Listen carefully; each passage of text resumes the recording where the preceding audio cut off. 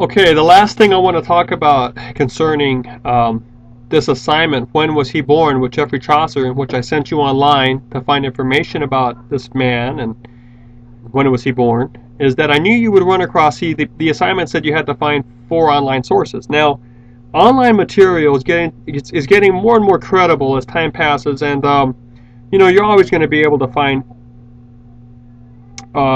less credible information. It just this is the internet is a host for all types of works, right? So you will find good information online, and I don't want you to think of an academic source as being a book or a journal, although you know some academic sources surely are books or journals, but in its essence, an academic source is going to be very careful about giving you its own sources. So it's going to provide work lists or source lists, like a reference page or a works cited screen or something like that, or footnotes or some. They're going to be very careful and open about giving you that bibliographic or the documentation information, right, as to where they got their own sources from. So they're going to cite material, they'll use other people's data, but they'll always tell you where they're getting it from. So that's one sign of an academic source. The second sign is they're going to be very, very aware of the fact that they need to, with their own work, be entering into a conversation of other published material. They'll be aware of what other authors have written, and they'll be letting you know what other authors have written so you can see how they're fitting into this conversation. So they are cognizant of what other professional critics or writers are doing in this topic of theirs. So that's another thing about an academic source. It's going to reference other work in that way, partly so that it can show you eventually how it's making its own contribution. So the third thing is that an academic source is going to be an academic source that's not purely informational, is going to use information to make an argument. Now, they're going to have to show you that that argument is a genuine contribution to the conversation out there. So part of the reason they refer to other writers and they tell you what other people are writing about it concerning that topic, is that they are trying to get you to understand that when they tell you what they're going to say, you realize that they actually have a niche, a voice, a contribution going. So an academic piece is going to be very concerned about making this contribution. And the fourth thing they're going to have is the tone is going to be very professional. They're going to be completely free of grammar, colloquial, like the friendly, let's make it sound like a conversation thing. Usually they're going to have a more carefully polished sentencing style. Their sentences are going to read a little, they're going to be more expansive, more complex, more and the vocabulary is going to be elevated, and certainly in the tone they're not going to emote in their work. They're going to try to be more controlled and objective and professional in their tone.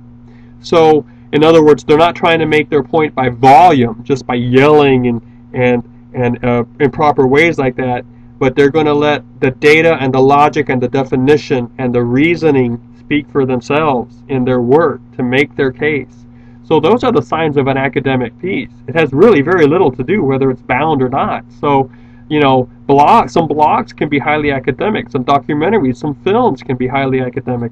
Wikipedia is getting to that point. So, but when I send you out there, right, you found, I hope you, and when I asked you to go to 4 online sources, I hope that was enough to let you experience the range, right? Because I want you to consider the notion of a core text versus a house text, or a host text, or a housing text. Okay, so that's all the same. A house text, a host text, a hosting text.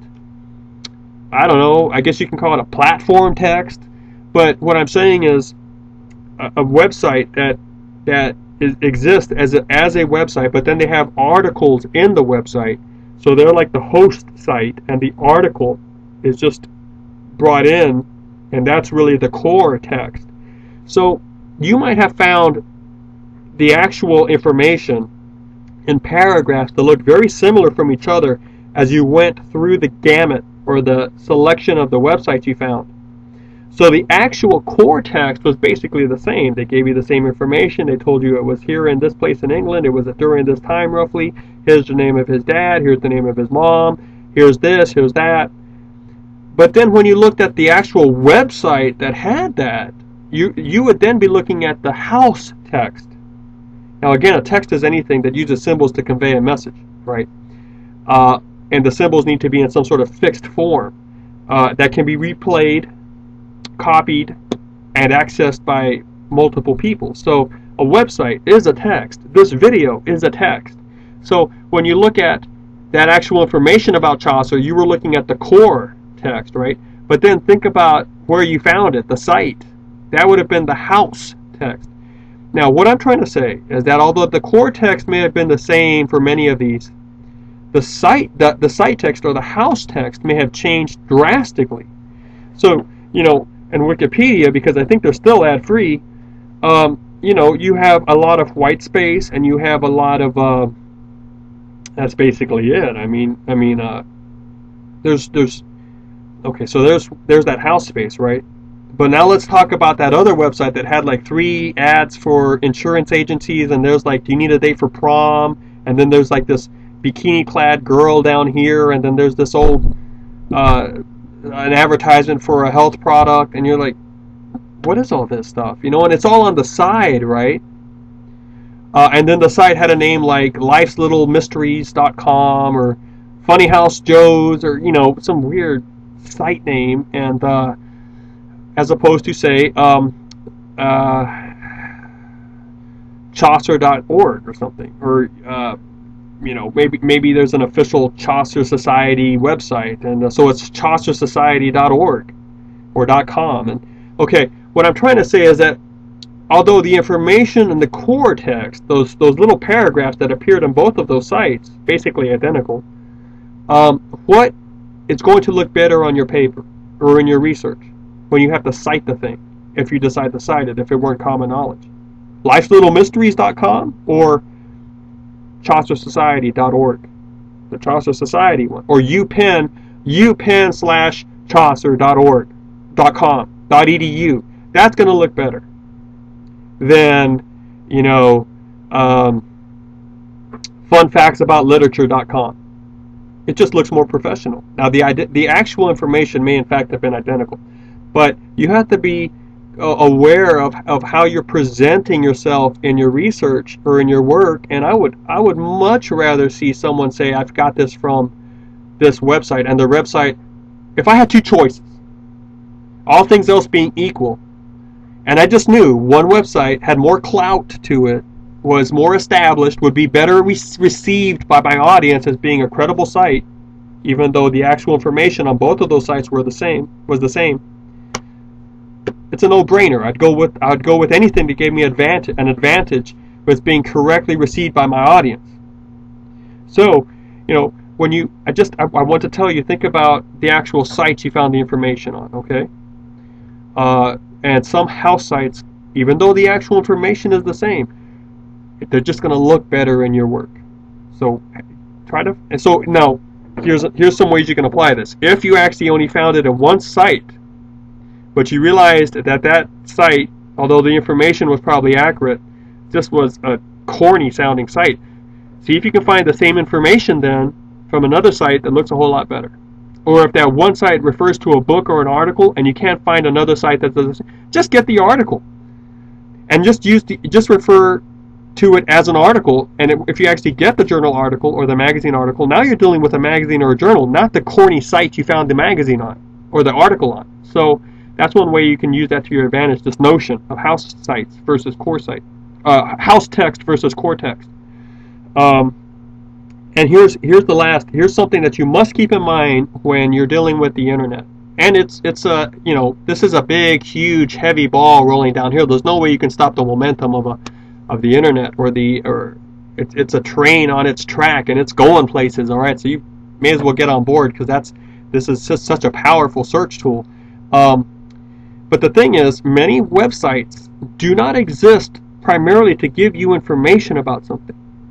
Now some do, but many don't. Many exist primarily to be a vehicle for the owners or maintainers of the website to make money via advertising or some other scheme.